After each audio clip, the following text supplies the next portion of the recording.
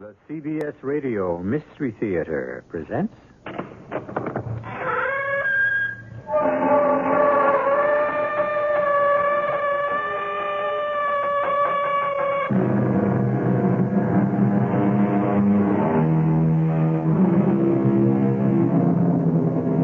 Come in. Welcome. I'm E.G. Marshall. Have you ever been in the cockpit of a jet plane? Faced that amazing array of instruments, row on row? Everything that science and mathematics can do to make man safe. And yet, when the elements choose to outwit them, the pilots still have to answer the challenge. And of all nature's challenges in the air, the most dreaded is the one known as CAT, clear air turbulence. I don't like the way the temperature's dropping, Jake. I smell trouble. We're cleared at this altitude, Chad. No wind shear. What about clear air turbulence? There have been reports. I knew it. May the good Lord help us. The cat's got us by the tail.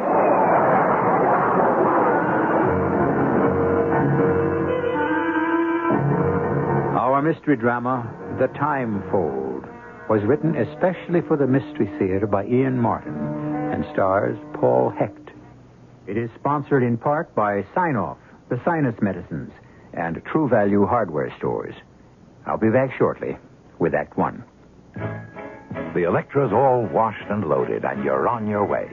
You figured 300 miles the first day, but with all of Electra's luxury and room, you're out 400 miles before you know it. Not only that, but the EPA mileage estimates are 22 highway, 15 city, and 18 combined. That's with the standard 5.7-liter engine and automatic transmission. Of course, your mileage will vary depending on how and where you drive, your car's condition, and how it's equipped. And EPA estimates are lower in California. But it's nice to know that a car with as much prestige and elegance as Electra can also be efficient. Buick Electra, a car that can actually make you look forward to a long trip. They surely will astound you, the amazing things you see. The cars they built, the wonderful, how can such things be? A little science, a little magic, a little science. Electra models are equipped with GM-built engines supplied by various divisions. See your dealer for details.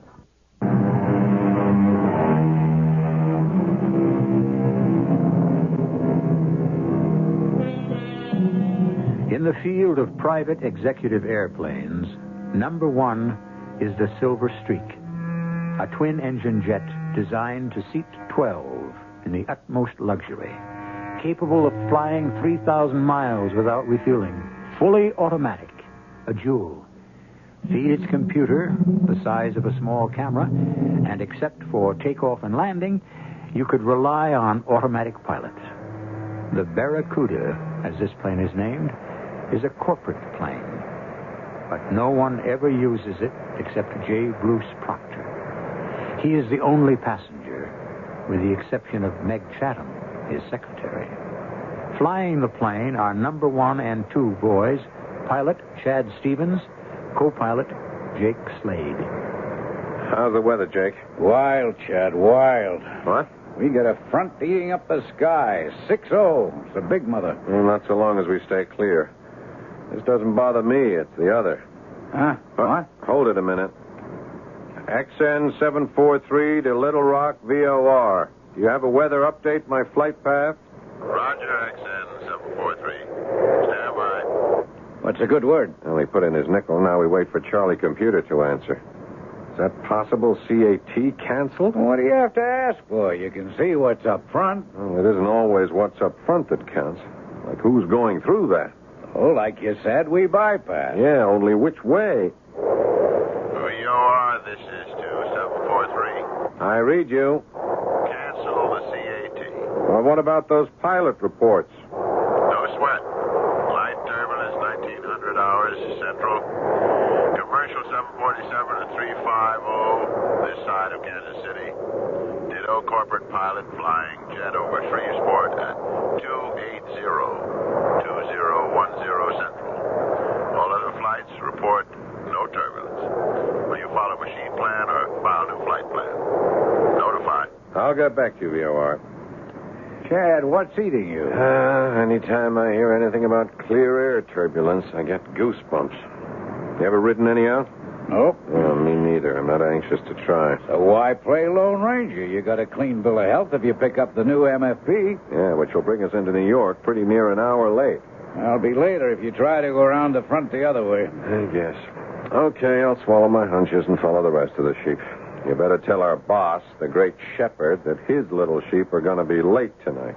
Yeah, look, why don't you tell Proctor? You handle him better than me. Not anymore, I don't. Not after the last few flights and the way he's handled Meg. Hey, hold up, lover boy. Anybody got an eye for that lady, it's got to be me. You're married up and all. Yeah, don't remind me. Gone sour again? Still. You think Proctor's really making out with Meg? Proctor doesn't make out with anyone. He just issues a requisition. He owns us all, body and soul. Oh, he doesn't own me. Okay, free spirit. Then what are you wasting your life up here in this old cockpit playing second fiddle to Mr. Proctor's uniformed air chauffeur? Hey, you can't knock the pay, and I like to hang loose. There's too much red tape with the airlines. Well, you could call your life your own. You don't like it? Why don't you check out? Don't knock your elders. I'm too old to go into commercial flying. At 35? 37. It'd take too long to get seniority and haul down that captain's pay. I have a wife keeps me in debt, remember? All right, go back and tell the boss man we're going to be behind schedule. He'll blow his stack. Money can't buy everything. Yeah, just try to tell him that. You're the diplomat. Besides, I want some privacy. For what? I want to call the wife. Meg, build me another scotch. Yes, J.V. How about one for you? Oh, no, not while I'm working. I mean, as a secretary. 1 hour out of Houston, and we're still working on these merger papers. Oh, why bother with New York steel and casing? That's small potatoes. Because once I get that pokey little firm in my hip pocket, then International's got to come to me on its knees. And once I get them, I'm pretty near as big as I want to be. And how big is big? The most. Number one. I got a hind end don't fit too comfortable in anything short of the catbird seat. I guess we all ought to know that by now. Here's your drink. A little short on scotch and long on ice. Oh, I thought you might like to try something in moderation. Tell me, what are you going to do when you die, J.B.? What the devil are you talking about? I'm not planning to die. Oh, I don't mean right away, but that's one deal you can't buy yourself out of, as it must to all men. You know, I don't know what the Sam Hill's got into you lately, Meg, but I'll tell you one thing. I don't lay out all I do on you to get sniped at. If you think you can... Yes, Slade, what do you want? Excuse me, sir, but Skipper asked me to tell you we've got some weather we got to go around. We're going to get into New York about an hour late. No, that's no good. I got a meeting with my lawyer as soon as the plane lands. Can't we climb over the stuff? It's too high, Mr. Proctor. This is a 60,000-foot front. Then go through it. You're in that much hurry to mount the throne? Forget it, Meg. This is business. Business is time, and time is money. Slade, no way we can beat it? When the man upstairs makes the deal, no, sir. No shortcuts. Well, you'd have to talk that over with the skipper. I might just do that right now. Give him a couple of minutes, sir. He's just busy realigning the course. Where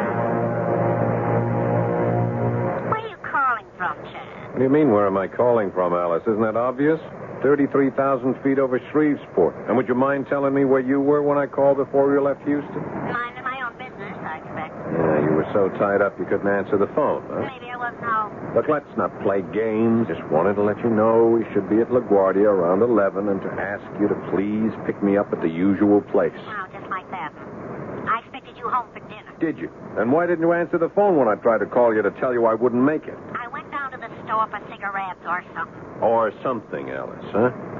You're not drinking again, Same old thing. You can't trust me. Alice, are you going to meet me at the field? Maybe. I've nothing better to do. Never mind. I'll grab the limo or a cab, but I'll be home in a few hours. And then we can... Well, don't hurry on my account. Maybe I'll be around, maybe not. What difference does it make anymore? We got nothing left. Oh, we back to that again. We never left it. Well, why don't you come right out and say it? You want a divorce. Only on my terms, lover. You can't expect me to sit back and let you take me 6 ways from nowhere. Why not? Didn't you me? Alice, come on. Just because we've lost whatever we once had, we don't have to fight dirty, do we? Not us. Then cut me loose. On your terms. Only on my terms. I want it all, lover. Now, why don't you find your own way home? Alice? Alice? It's kicking up. Whew. Look at that. Hey, Jake. Yes, Skip, right there. Hey, how's it going? I don't know. We were kicking around quite a bit on my way up for it. Now, that's just loose turbulence around the edge of the front. That doesn't matter. Yeah, so what does? I don't know. Get your phones on. Pull in Kansas City and give me a weather update. Roger. Look, what's got you so steamed? Hunch. The wrong vibes. Look at that outside temperature, how it's dropping. So what? Why should No, forget it. Just give me that weather report. Roger. This is XN743 to Flight Service Station. Request weather information on our new heading. We are at 330, bearing 320. Repeat, that is 320. Are we still at same segment? Data 4.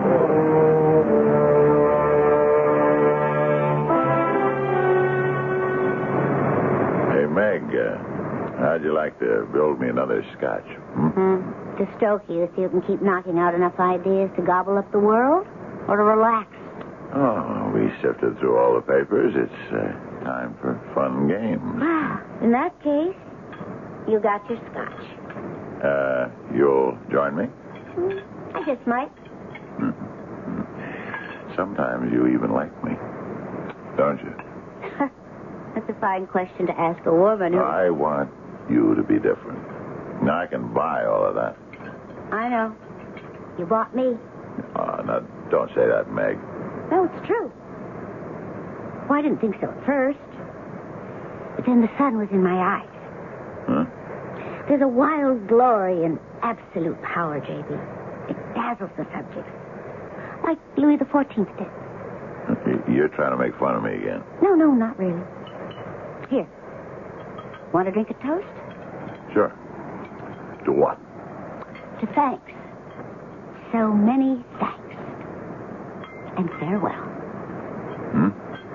To me. No way. Oh, why not, J.B.? We're at a dead end. It didn't work for us. It works for me as long as I say it does. No one walks out on me.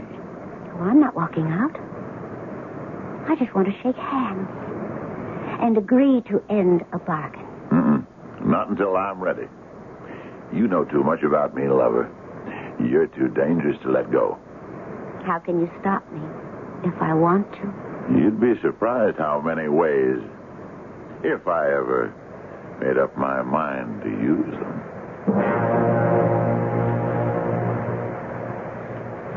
I don't believe it. Hey, what is it, Skip? The temperature, it's dropped again. We've left the front behind. There's only light turbulence. I know, but something's out there. Hey, what are you doing? Cutting airspeed. What do you read? Mach 8, 245. But with all the hurry, what...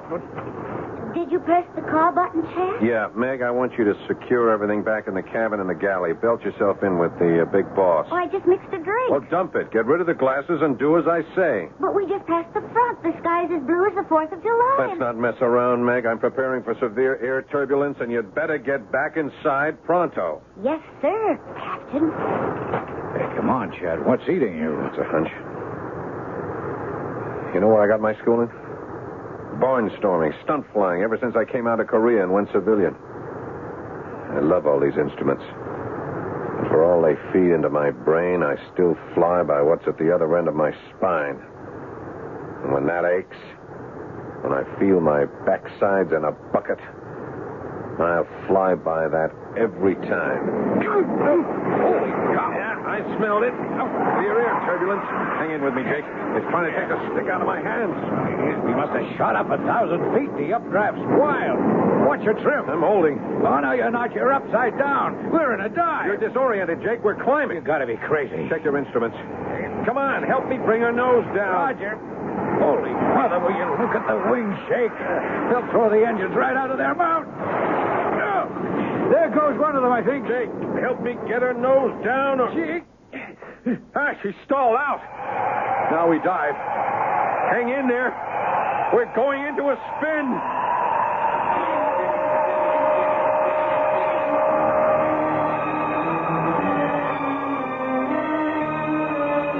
Four people in a modern aircraft, equipped with every safety device and instrument to protect lives, caught in the pilot's dread, the phenomenon known as clear air turbulence, or more simply, CAT, spinning as helplessly as a bullet, but without any destination or target, and doomed to end up in a world beyond our own. I shall return shortly with Act Two. This year, cut down on your yard work as you cut your lawn. Hi, Pat Summerall to tell you True Value Hardware stores offer the Jacobson self-propelled 20-inch twin-blade mulching mower. It makes yard work easier by turning grass clippings into lawn food and by eliminating bagging and raking. The twin blades cut and recut your grass into tiny pieces that disappear into your lawn, decompose quickly, and become vital nutrients for the soil. So as you cut your grass, you're helping fertilize the lawn as well as eliminating bagging and raking problems. And the Jacobson 20-inch mulcher from True Value Hardware stores comes with another exclusive feature to make your yard work easier. Its power burst handle gives extra engine power to help cut through long, tough, or wet grass quickly and easily and without stalling. So cut down on yard work as you cut your grass with the Jacobson 28 self-propelled twin-blade mulcher. It's just $269.95 at participating True Value Hardware stores.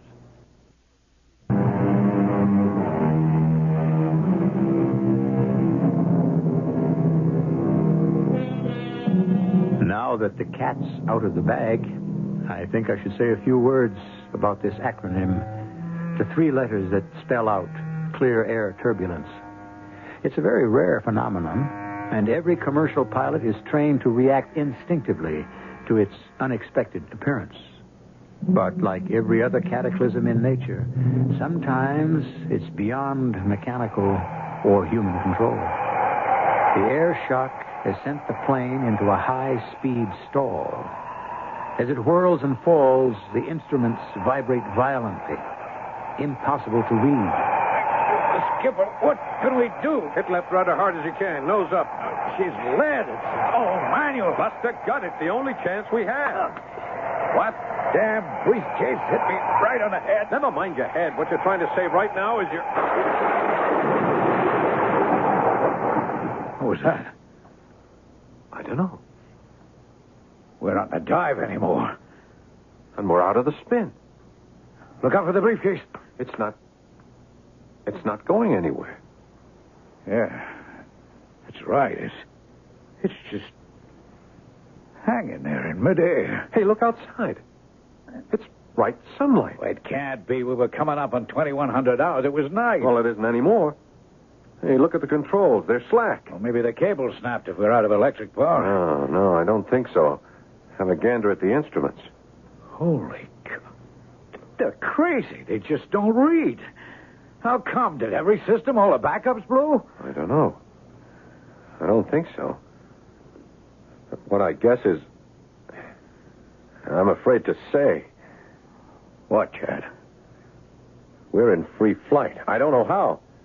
But somewhere we spun right through a hole out of the atmosphere and ended up in space. Are you nuts? If you had just one point of reference after a blind flight, what would you guess the only land mass we could see might be? Where? About 10 o'clock, right off to the left. Well, we were only at 33,000. That couldn't be... The Earth? No. No way. Ah, but you know what it is just as well as I do. The moon. Yeah, that's just what I read. Look at the configuration. But that's crazy, Chad. What are we, dreaming or dead or what? I think we're in free orbit around the moon. Come on, how? From 33,000 feet to nearly 90 million miles in 1 second, how? Maybe it wasn't CAT after all. Maybe we just fell through a hole in space, got folded up in the time warp. Whatever's happened, we got to get busy. First, there's too much pressure in this cabin. We got to release it before we just plain disintegrate. Okay, Kent. Why not take it easy, real slow. Roger. And not too much. We have to hang on to all the oxygen we have. What for, if you're right? All we're with now is the insurance. We can try to get the engines turning over. But no atmosphere? Well, for what? We're yawing pretty badly. We could get her on an even keel. I'm going to try to fire them. Meanwhile, you better check aft and see what happened to Meg and the big wheel.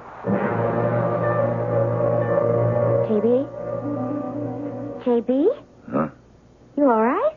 Yeah, certainly. Hey, there was some kicking around. I'm going to have a few words with Chad Stevens. Oh, why do you have to automatically blame Chad? He's flying the plane, isn't he? Who else would I blame? Well, it seems to me, thanks to Chad's foresight in belting us in, that we're lucky to be alive. Yeah, it's what I pay him for. And I pay him enough so he doesn't have to get caught in them. Well, you were the one who didn't want him to go around. I'm not going to argue with you. Let's get out of our seatbelts. Don't you think we should wait till we're released? I don't have to take orders from anyone. And I'm getting a little tired of... JB, what is it? What the devil? Well, now, what's wrong? It's like I'm floating. Don't unbuckle your belt. Why not? I can't tell you, except move your arm. Maybe you'll see. It's as if we didn't have any weight at all anymore. Yeah, I see what you mean. But what... But Jake, what's the matter? Look, I'll try to explain that in a moment best I can. I don't really understand myself, but until we all get belted down, nothing's going to make much sense. When I belt myself down again, it's going to be beside the so-called pilot of this plane. Now, I want to know what's going on straight from the horse's mouth.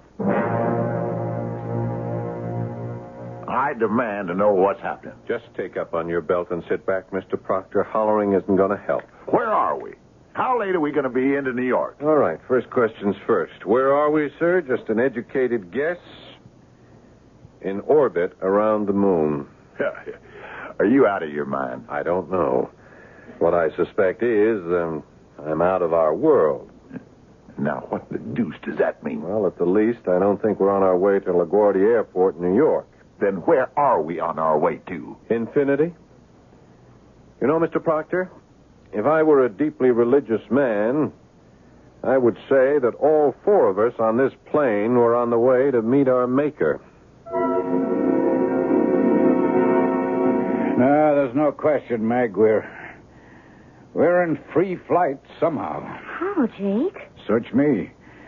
Chad says we fell through a hole in the time warp. What? But I don't even know what that means. All I do know is where we are right now. Where? In orbit about the moon. Well, can we land there? And this craft, forget it. Well, then what's going to happen to us? That's the question none of us should ask, honey. Because I'm sure none of us wants the answer. How long? 48, 72 hours, as long as the oxygen lasts. We can't get back to Earth? How? If we really are in moon orbit, no way. No way we can get this crate back home. I'd like to talk to Chad. He won't tell you any different. Well, that's not what I'd like to talk to him about. Where are you going, Mike? That's a good question, J.B., since I have to float and bump. I don't seem to have much control. None of us do. I don't like it. I don't like it at all. Who does? Oh, where are you going? Back for a drink.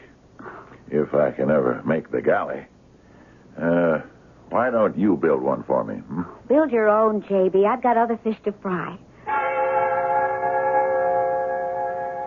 Just relax. Let yourself go, Meg.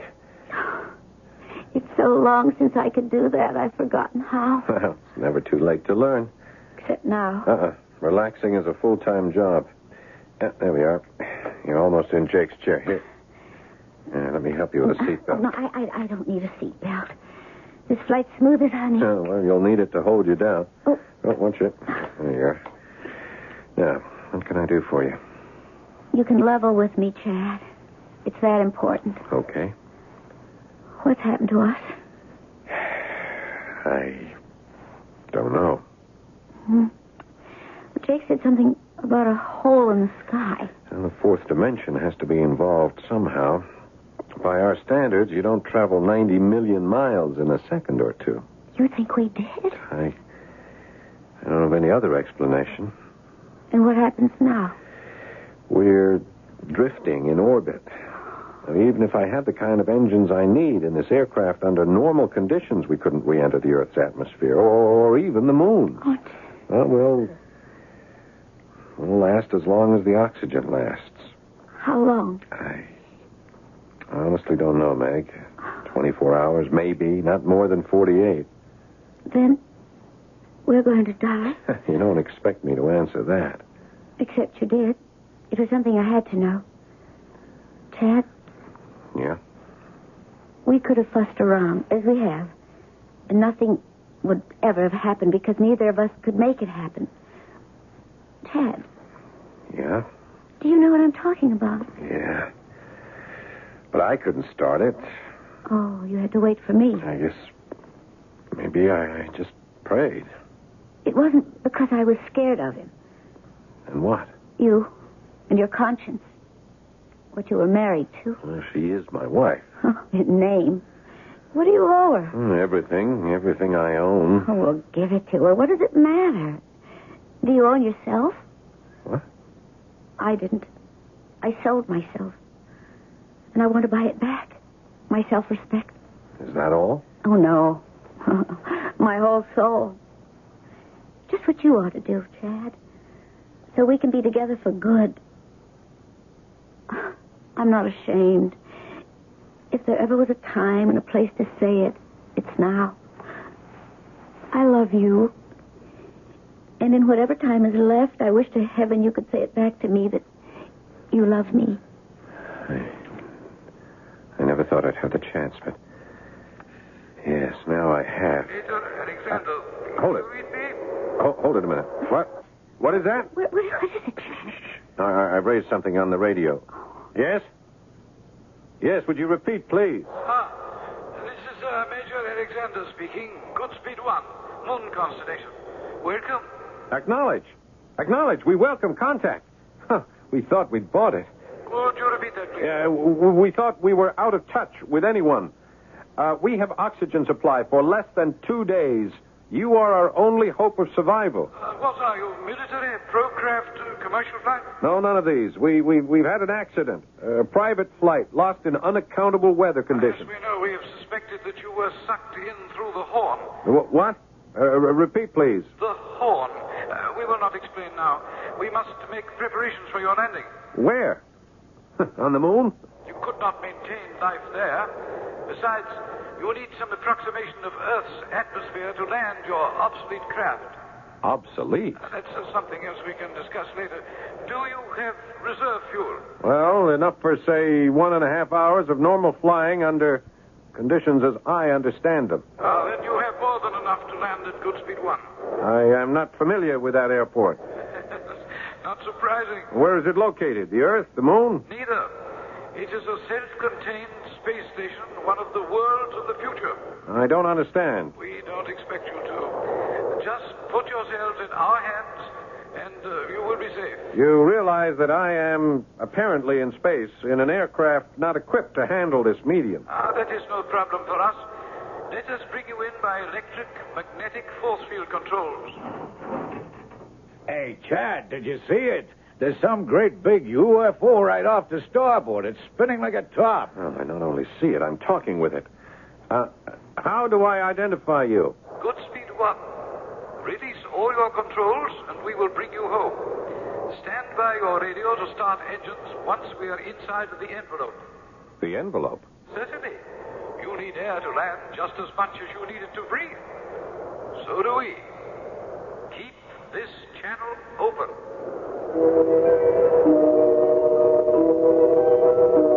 Suspended in space, one of our most sophisticated airplanes hangs out of its element on the edge of death. 4 people inside it rely on the atmosphere to remain alive. Suddenly, a voice from space is more than disembodied. It extends a helping hand. Who of us would not choose it, but at the same time, fear the consequences? I shall return shortly with Act 3. want that sinus medicine. Headache tablet? No, it relieves headache and congestion, internal sinus pressure, and postnasal drip. And it has added strength. You mean added strength sign-off? Exactly. Added strength sign-off tablets give you pure aspirin plus 50% more sinus drainer. To help sinus pain while you drain. Right. And more sinus dryer for postnasal drip. Added strength sign-off. The sinus medicine in the bright red box. Take when needed, only as directed. SINEOFF. Sign-off.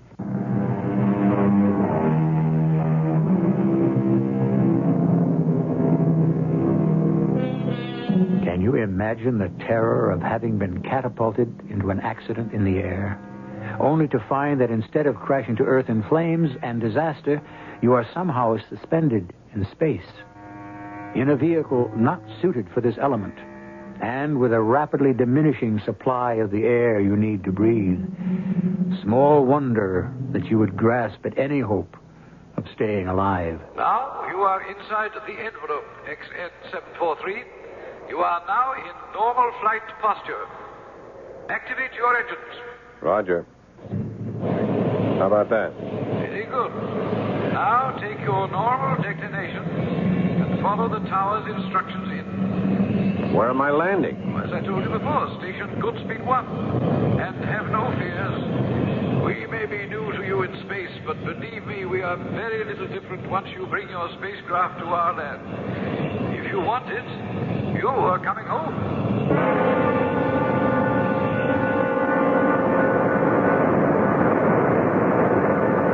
Approach control. This is XN743. We have you, XN743. You are 1,500 feet from threshold, 50 feet high, and hot. Chad, the airspeed is 17 knots too high. Oh, let's hope there's plenty of concrete. Well, maybe we should go round. We're out of fuel. This is it. You better pull back on the thrust. Touch those and I'll break your arm. Now, just hold on to your hat.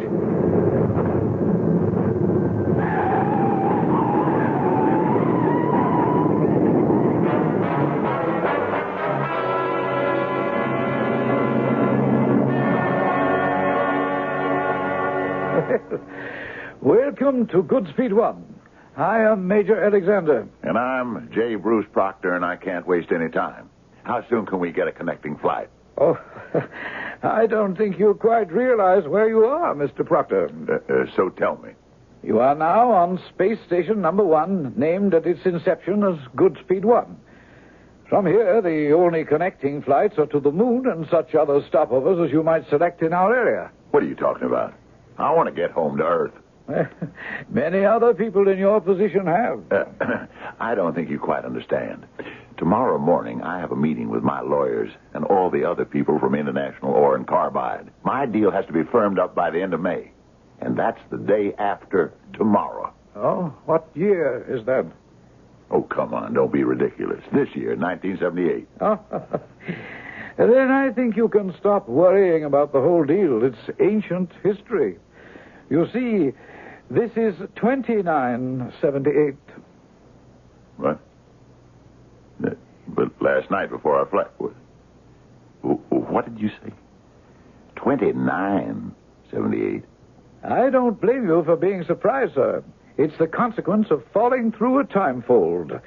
The older we get, we do nod now and then and lose a few precious moments, huh? It must be catastrophic to wake up suddenly and realize that somewhere we've lost 1,000 years. I'd like to have a few words with you, Captain, if I may. Well, that suits me, Major Alexander. I'd like to have a couple with you. Where's Mr. Proctor? I'm afraid I had to have him temporarily restrained. One of our doctors is treating him now. Restrained? For his own good. He has a heart condition, or did you know? Well, I knew he was hypertense. He's had at least one coronary. He should be more careful. Well, the man has no control. What's bugging him now? His belief that we are making a prisoner out of him, that is not true. I hope you understand that. Well, we are confined to the plane. You are quarantined, Captain Stevens, that is all. You must understand that this is a controlled environment. After nearly 1,000 years, we have finally managed to make our population almost 100% disease-free. We have no infectious or contagious disorders and have made gigantic strides against the normal systemic ravages of old age. This is a far different world from yours, with its poisons, its savage wear and tear, its bent for destruction. What is your world like out there, Major? Let's see. You are from the 20th century, 1978, correct? Yeah. Then you know nothing, of course, of the history of space stations like this, or colony orbits, as we call them. No. There's been talk and speculation about establishing them, but, of course, none have ever been started. Hadn't been before. I can understand your problem with time folds. Even we are just getting used to them. I beg your pardon? Intergalactic flights are just moving out of the experimental stage now. It's possible to go to Centauri 4 now, for example. But the time lag there is really a bummer. Knocks you out. It's approximately another 1,000 years. You're kidding. Not at all. Well, you were going to tell me something about the history of, what do you call this? Goodspeed 1. Yeah. We were the first station, you see. When was that? Oh, back in your millennium, around 1990, I think. Maybe a couple of years later. Of course, it was nothing like it is now. Then it was just an experiment to collect and store solar power to bring cheap energy to Earth. You deliver energy to Earth now? Earth? That burnt-out cinder for what? Burnt-out cinder? Well, I'm afraid Earth moved too late to develop energy. By the middle of the 21st century, it choked itself to death on ecological poison. Well, how did you and the other colonies you mentioned grow so large? Well, what would your choice have been? Our colonies grew by leaps and bounds. The waiting lists grew longer and longer. Here on Goodspeed, we rotate at such a controlled speed that gravity is reproduced within the envelope that encloses us. Our grass is always green. We live in a temperature like that of Hawaii, and the air we breathe is pure. We are, insofar as it is possible, all of one class. We're as close to utopia, I suppose, as man can come. And we can be part of this. Once you are decontaminated, I would think so. Oh, our immigration laws are necessarily strict, but yours is an unusual case. However, the question may be academic. Oh, why? Because your employer is adamant that he must return to Earth. The burnt-out cinder. Not that Earth, no. The one you left. Yes, but that's impossible. Not if you move quickly. I won't go into scientific details, but that is why I wanted to talk to you. If we are to take advantage of the time fold that brought you here to return you, there is no time to lose. Now, as captain of the ship, it is entirely up to you. I can give you 1 hour to talk it over with the others, but no more. You're not going to try to get back, Chad? The big man's orders, Meg. He pays my salary. What else can I do? Well, stay here. Don't you know what it could mean? Yes. I know. We'd all be free. We could live our own lives. It'd be like a second chance, a chance to live down the mistakes. I understand. Well, isn't that what you want? It's not what I want. It's what Mr. Proctor wants. Oh, you can't be serious. What about what I want, what Jake wants? Jake doesn't care where he lives. And me? Oh, you could be your own woman anywhere. Well, I'm not now. Uh-huh. Bought and paid for. Maybe it'd be the same here. No. Oh, Chad, don't you see? I'd be free here. He can't control me. And you're not free if you go back. You're only going back to her. To Alice? Oh, no. No, never. That's over. Well, she'll take you for everything you have. Okay, let her. We could manage somehow. If you stole me from J.B., he'd break us both, grind us to powder. We can still take the chance. Why, Chad? Why? Because if you and I are going anywhere, Meg, it has to be because we fought for it, not ran away from it. It has to be a matter of conscience. I have to go back. I have to live with myself. Maybe you should stay. No. No, darling. You're right. I have a conscience, too, that needs quite a bit of polishing. No, we'll go back together and face whatever has to be. God willing, it'll work out for us.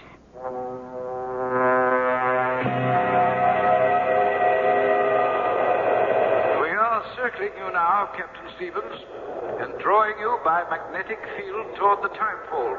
Roger, I read you. Now, we cannot guarantee your safe re-entry back to the last century. So, if you, or any of you, wish to change your mind, this is it. What's he saying? What's he saying? He's giving us a last chance to back out, sir. Tell him absolutely not. We don't belong in this Jim Crack fantasy world. We belong in the real one. Well, that's your decision, J.B. The others are entitled to theirs. Meg? Are you going back, Chad? Yes, I am. Then so am I. Okay. Jake? How can you fly a plane through all that flak without me, old buddy? Besides, I either want to be best man or give away the bride. Did you read me, Captain Stevens? I said this was your last chance to stay. I read you, sir. And our thanks for all you have done. But our decision is to return. Very well. Fire up your engines. Roger.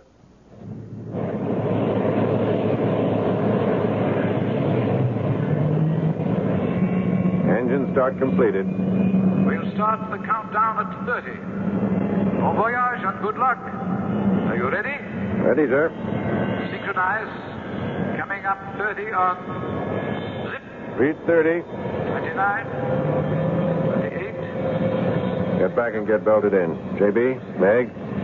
Go ahead, Meg. I heard what your co-pilot buddy said, Stevens. I just want you to know, if we get back, I'll break you in two before I ever let you take Meg away from me.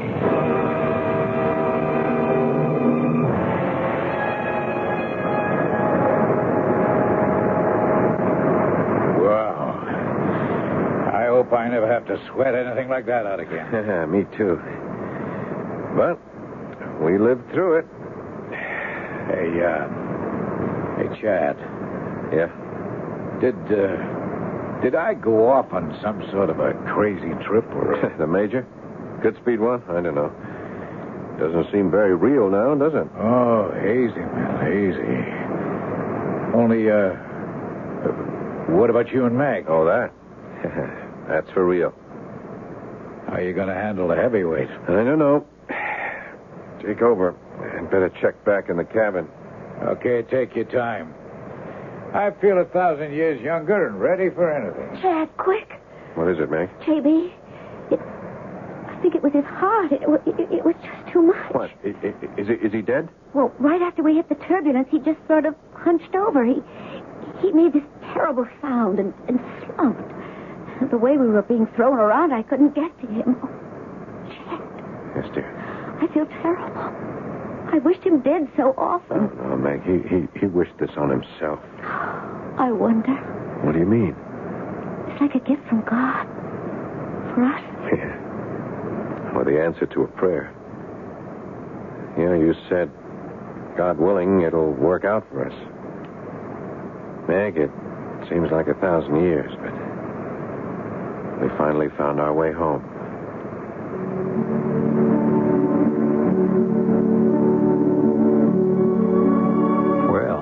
There's quite a little tale to muse over. The fact of CAT is real enough, but what was all the rest? Real or imagined? Does that really matter in the larger sense?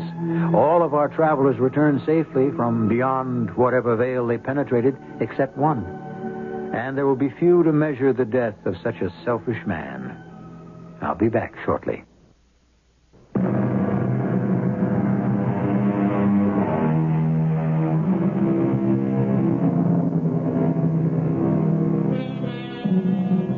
By the time you hear this program, or shortly after, the first experimental space station should have been placed in orbit. Of course, it'll be small, but it's a beginning. With the Earth's desperate need for new sources of energy, it doesn't stretch the imagination to think that within 1,000 years, colonies like Godspeed 1 will not only exist, but will proliferate. Unfortunately, neither you nor I will be there to check the statement. But wouldn't you consider it a good bet? Our cast included Paul Hecht, Ian Martin, Evie Juster, and Fred Gwynn. The entire production was under the direction of Hyman Brown. This is E.G. Marshall inviting you to return to our Mystery Theater for another adventure in the macabre. Until next time, pleasant dreams.